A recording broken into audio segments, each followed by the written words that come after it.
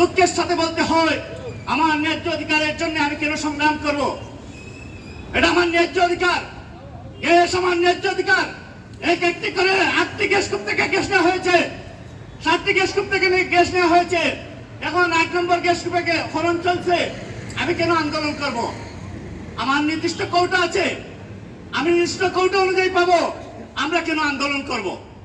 সম্মানিত উপস্থিতি, আল্লাহর এক বিশেষ নিয়ামত সিলেট। এই সিলেটে 3টি সম্পদ রয়েছে: মানব সম্পদ, খনিজ সম্পদ, প্রাকৃতিক সম্পদ। শুধু খনিজ সম্পদে যদি মধ্যপ্রাচ্য উন্নত হয়, তাহলে 3টি সম্পদ থাকার পর কেন এই সিলেটের রাস্তা ভাঙ্গা থাকবে? ঘরে ঘরে গ্যাস সংযোগ কেন হবে না? ঘরে ঘরে চাকরি কেন হবে না? সম্মানিত উপস্থিতি, প্রাকৃতিক সম্পদের বর্ণনা আমি দিচ্ছি। এই চা বাগান, 162টা চা বাগানের মধ্যে বৃহত্তর সিলেটে হচ্ছে 96টি চা বাগান। 150 বছরের উপর শুধু এই যে বাণিজ্যিক আয় যেটা এই চা বাগান দিয়ে যাচ্ছে। টাঙ্গুয়ার হাওর, সুনামগঞ্জের টাঙ্গুয়ার হাওর বিশ্বে খ্যাত ফাঁকালুইয়া হাওর এই সিলেটে।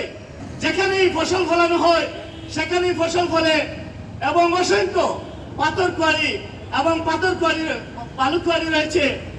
আরো অনেক প্রাকৃতিক সম্পদ রয়েছে। খনিজ সম্পদের মধ্যে এই সিলেটের হৈলাসটিলা এশিয়ার মধ্যে 2য় বৃহত্তম গ্যাস কূপ।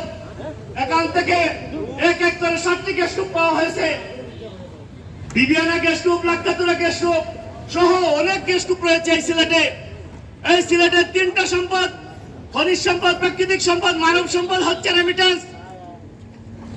2/3 হচ্ছে সিলেটের। সারা বাংলাদেশে যে রেমিটেন্স আসে এর মধ্যে 2/3 হচ্ছে সিলেটের।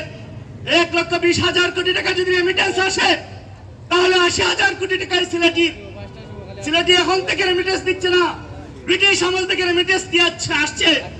তাহলে এই সিলেটের উন্নয়ন কেন পিছনে থাকবে? এই সিলেটের উন্নয়নের জন্য কেন আন্দোলন করতে হবে?